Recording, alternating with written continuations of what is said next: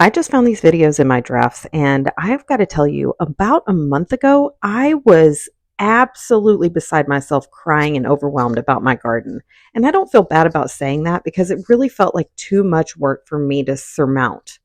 The mountain of dirt we would have to move, and all of the leveling that needed to be done, and all of the discarded pots and everything just really felt like way too much for me to handle. And I was so sad because I felt like I was not going to be able to garden this season.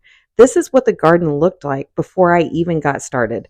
And you can see that I had rotting lumber under there where I had tried to level it myself when I didn't really know what I was doing. And I just knew that I had to do something about it because the garden soil was just sinking out of the bottom of each one of these garden beds. And it was absolutely terrible.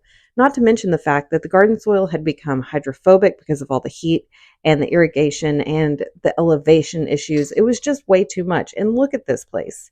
It looks terrible. I I just didn't know what to do.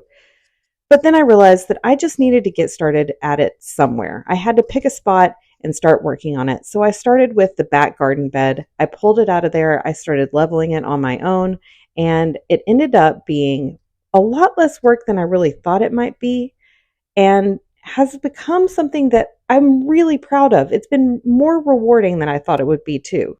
We had our landscape contractor come out and give us a quote, and it was just more money than we can spend. So, me and my husband decided to do it on our own. And I'm really, really proud of the progress that we've made. And I know that this is just the beginning of this really amazing project that we started together. Even as a seasoned gardener, you can get in your own way sometimes because you love the project. You worked on it. It's something that you've really spent your time on, but it can still become overwhelming when it becomes too large in your mind. But I hope this encourages you to just go out there and get started.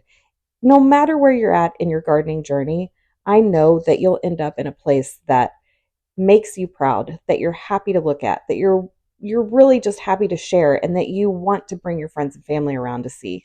I know this is still just the middle of my journey in gardening, and I hope I inspire you to get out and grow something too. Happy gardening and stay tuned.